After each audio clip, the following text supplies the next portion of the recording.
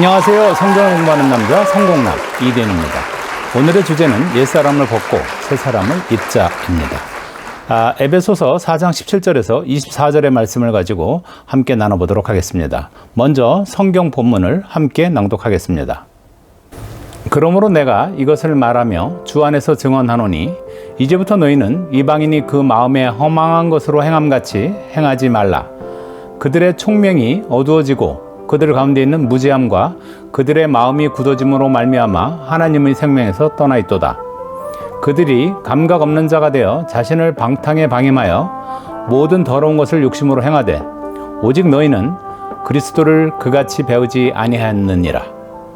진리가 예수 안에 있는 것 같이 너희는 참으로 그에게서 듣고 또한 그 안에서 가르침을 받았을진데 너희는 유혹의 욕심에 따라 썩어져가는 구습을 따르는 옛사람을 벗어버리고 오직 너희의 심령이 새롭게 되어 하나님을 따라 의와 진리의 거룩함으로 지으심을 받은 새 사람을 입으라.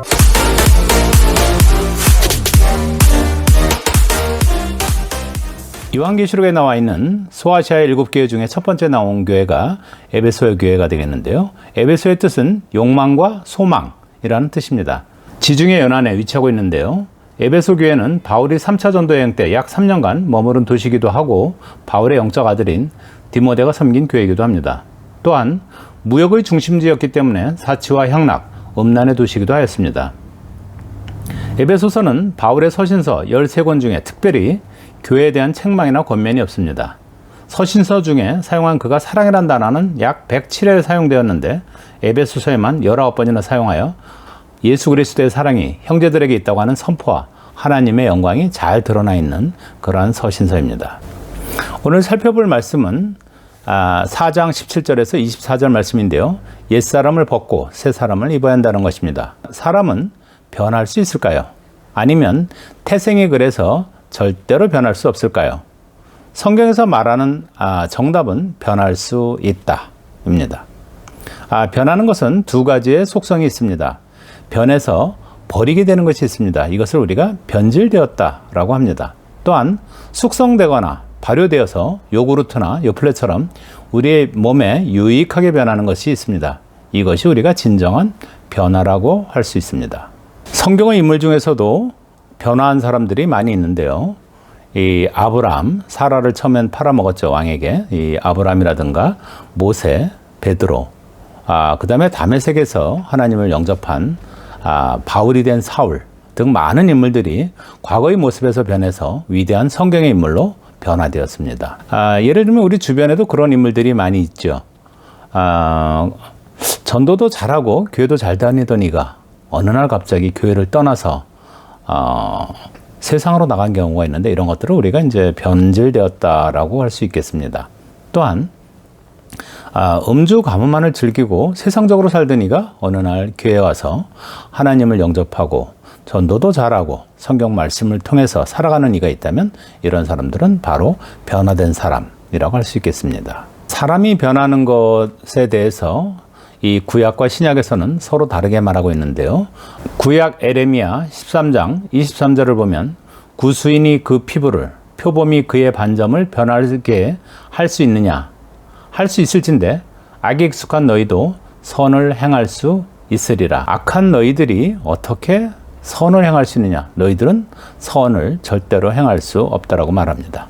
하지만 신약 시대를 살고 있는 우리에게 바울은 에베소서에 전하는 말씀을 통해서 인간은 변할 수 있다. 따라서 변화된 인간을 통해서 구원을 얻을 수 있다라고 말합니다. 변하기 위해서 우리는 먼저 옛사람은 어떤 사람인지 먼저 살펴보겠습니다. 첫째로 마음이 허망한 사람, 둘째로 총명이 어두워진 사람, 셋째로 하나님의 생명에서 떠난 사람이라고 합니다. 여기에서 이 허망이라는 말이 나옵니다. 이 허망은 그리스어로는 마타요테스 혹은 영어로도 베니티, 이 넝쿨 같은 거죠. 혹은 포탈리티 해서 허영심, 공허함 이렇게 번역될 수 있겠습니다. 로마서 1장 29절 말씀에도 불의, 추악, 탐욕, 악의가 가득한 자, 시기하는 자, 살인, 분쟁, 사기, 악독한 자 등으로 묘사가 되어 있고요.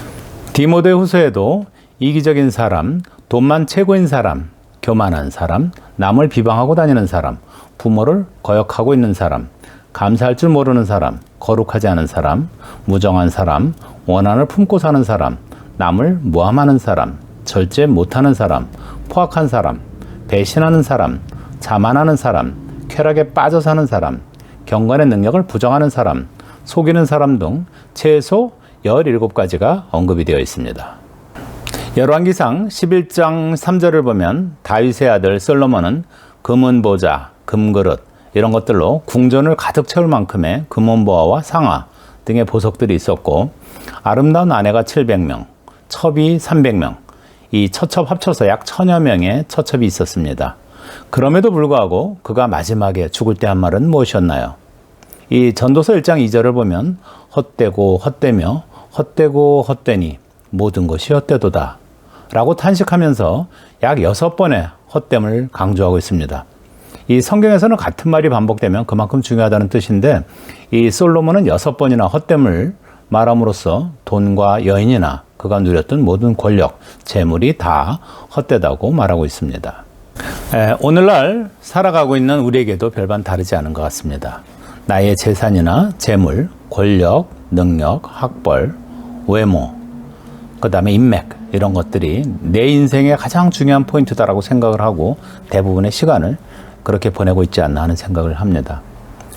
물질에 의존을 해서 돈이 나의 편안한 미래와 노후를 보장해 줄 것이다.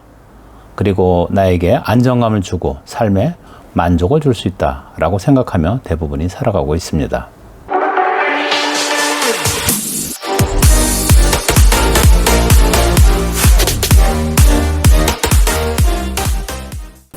우리가 삶에서 진정한 만족을 원한다면 채움이 아닌 비움의 삶을 살아야 할 것입니다. 세상적인 것을 비우고 하늘의 신령한 것으로 채울 때 비로소 충만함, 만족감, 풍요함을 누리게 될 줄로 믿습니다. 두 번째 특성은 총명이 어두워진 사람입니다. 고린도후서 3장 12절 말씀 함께 보시겠습니다. 사도 바울이 고린도후서에서 얘기하는 것처럼 우리가 걸어다니면서 수건을 눈에 가리고 걷는다면 얼마나 위험한 삶이 될까요? 마찬가지로 우리가 영적으로 깨어있지 않으면 늘 하나님과의 영적 교류의 통로가 막히게 되고 사탄의 유혹에 빠지게 되고 쉽게 어두운 삶에 직면하게 되는 것입니다.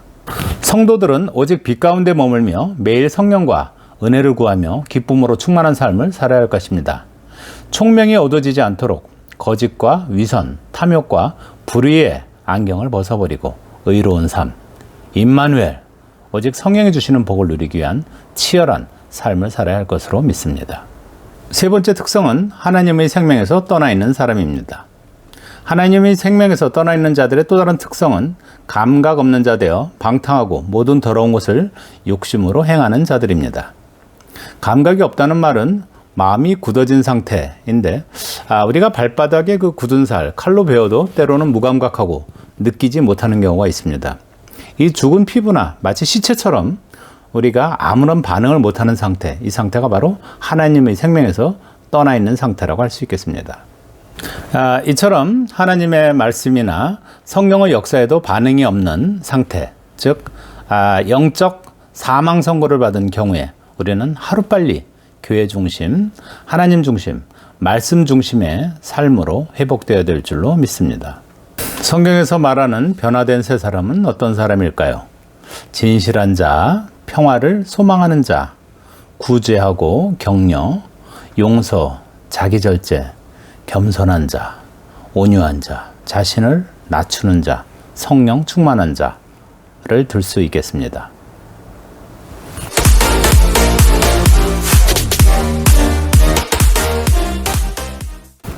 분별력을 상실하고 총명함을 잃어버리고 나면 그때그때 필요에 따라서 생각하는 대로 사는 것이 아니고 사는 대로 생각하게 되는 그러한 오감에 의지된 삶을 살게 되는 것입니다.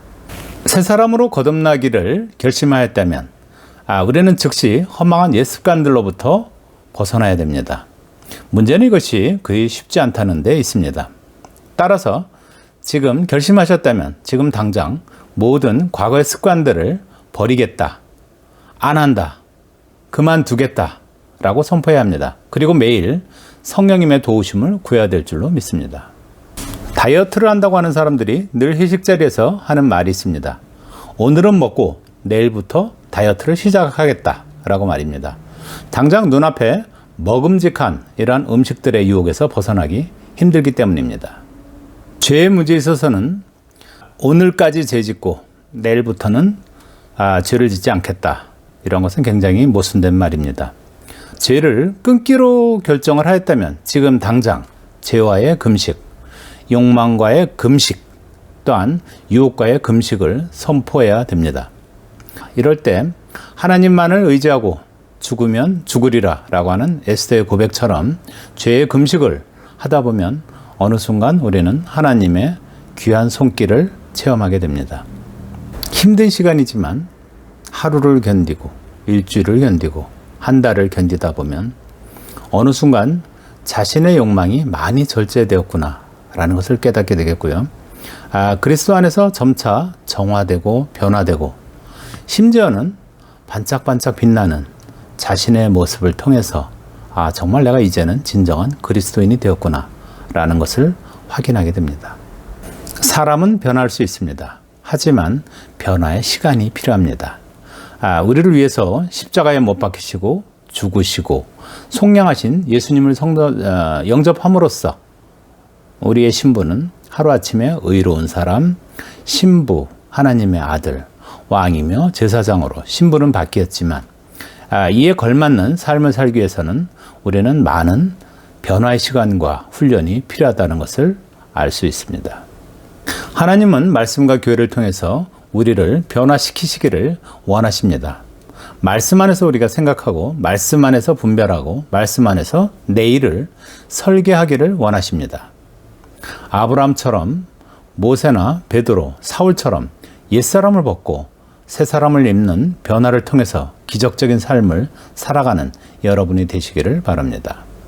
누구든지 그리스도 안에서 예수와 함께 자신을 십자가에 못 박고 변질이 아닌 변화된 삶을 살기를 원할 때 하나님의 관계 회복과 더불어 놀라운 주님의 축복과 임재 그리고 생명을 함께 경험하시게 될 줄로 믿습니다.